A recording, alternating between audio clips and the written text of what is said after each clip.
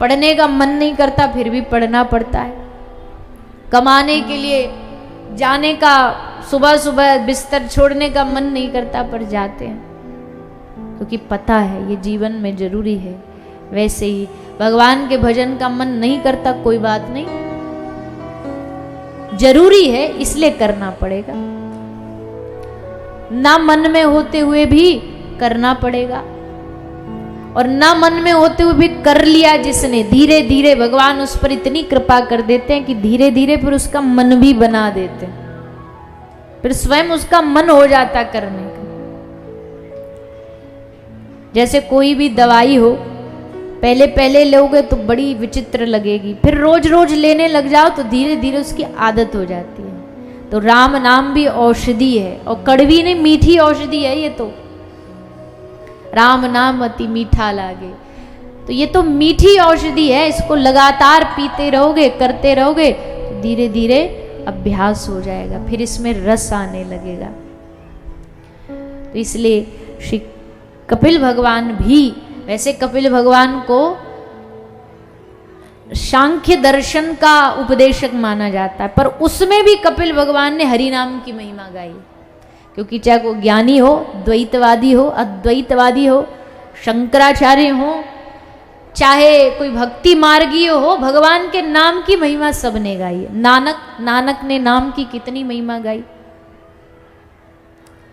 तो भैया कपिल भगवान कहते माता नाम स्मरण करो, इसी से मन भगवान में लगेगा।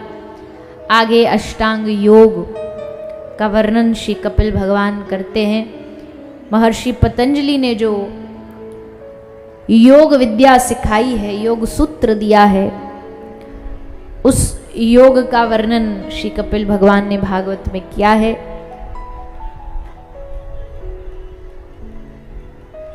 श्री कपिल भगवान अपनी माता को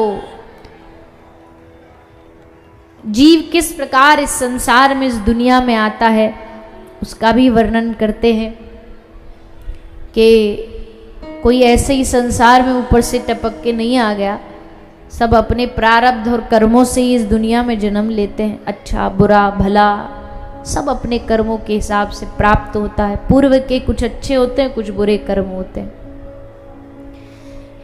तो कोई बोला कि भैया भगवान तो ये गलत करते हैं, जब कोई कर्म इस जन्म में करता तो उसका फल भी इसी जन्म में दे देना चाहिए ना, अगले जन्म में मिलता है, पिछले का इस जन्म में मिलता है, ये सब क्यों? तो बोले वो इसलिए क्योंकि भैया देखो, जब कोई बच्चे स्कूल में परीक्षा दे रहे होते हैं तो एक टीचर राउंड पर होता है, वो देखता रहता कोई चीटिंग तो नहीं कर रहा, देख तो नहीं रहा, और वो झांकता भी रहता है सबके पेपर की ओर कि क्या लिख रहे हैं क्या नहीं लिख रहे। तो मास्टर झांकता है, और अगर उसने देख लिया कि बच्चे ने उत्तर एकदम सही लिखा है तो उसी समय मास्टर उसके कंधा पे थपकी दे करके उसको शाबाशी नहीं देता कि वाह क्या उत्तर लिखा है तूने, बिल्कुल सही उत्तर है, वो चुप रहेगा। गलत उत्तर लिख दे तो भी नहीं टोकेगा कि नहीं तू गलत लिख रहा है, सही लिख, इसको करने दे, गलत लिख सही लिख तेरी मर्जी, देख रहा है पर टोकेगा नहीं, रोकेगा नहीं। एग्जाम दे दिया, फिर जब उसकी कॉपी आएगी, मतलब पेपर जब आएंगे, तब उसको चेक करने का, एग्जामिन करने का जब समय आएगा, तब टीचर का काम शुरू होता है। तब वो पेन लेकर के तब सही और गलत का उत्तर बताता है।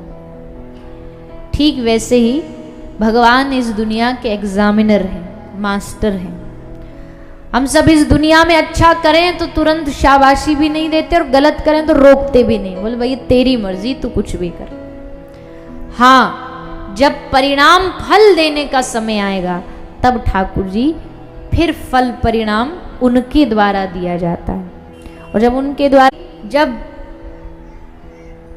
पानी एकदम सर से ऊपर बह जाता तब प्रकृति जवाब देती है, और फिर ऐसा जवाब देती है कि सबकी बोलती बंद हो जाती है। ऐसा जवाब दिया प्रकृति ने कि कोरोना आया, सब घरों में कैद हो गए, सब घरों में बंद हो गए। जितना तुम किसी को कष्ट दोगे ना, एक दिन घूम करके वो तुम्हारे ही ऊपर आएगा। चाहे कितना भी बचने की कोशिश कर लो, कितना भी छुपने की कोशिश कर लो, घूम करके आएगा सर पर ही। तो ये क्या है? ये भगवान का आंसर है, ये भगवान का परिणाम है। तो कर्मों के हिसाब से जीव को जन्म मिलता है। श्री कपिल भगवान कहते, माता जीव जन्म लेता है दुनिया में, 9 महीना तक माँ के गर्भ में रहता है, खूब कष्ट सहन करता है, भगवान को पुकारता है, भगवान का आह्वान करता है, निवेदन करता है, भगवान मेरी रक्षा करो। भगवान उसको तसल्ली भी दे देते कि हाँ बच्चा, कोई बात नहीं, तू संसार में जा, मैं तेरी रक्षा करूँगा, तू बस मुझे भूलना मत। जीव कहता रे नाना प्रभु, एक बार इस संसार में आ गए, अब कैसे भूल जाएंगे।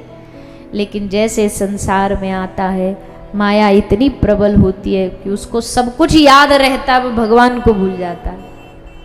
बाकी सब याद रहता है, कमाई, खेलना कूदना, लेकिन भगवान को भूल जाता है। और जहाँ जीव भगवान को भूला, वहीं उसके जीवन में अनंत अंधकार आ जाता है। इसलिए कपिल भगवान कहते, माता जीवन में चाहे कुछ भी हो, पर भगवान की कभी भी विस्मृति नहीं होनी चाहिए। जहाँ भी हो, जैसे भी हो, बस ये याद रखो, ये जीवन उसकी देन है, ये सांस उसकी देन है, ये हवा, ये पानी, ये धरती उसकी देन है। जब तक वो दे रहा है, तब तक जीवन चल रहा है। अगर उसने एक पल के लिए भी इस हवा को रोक दिया, इस वायु को रोक दिया, इस ऑक्सीजन को रोक दिया, दुनिया में जितने सब धराशायी हो जाएंगे, सब मरे पड़े रहेंगे धरती पर। इसलिए वो जब तक दे रहा है, तब तक तुमको मिल रहा है। वो देना बंद कर देगा, कुछ नहीं कर पाओगे।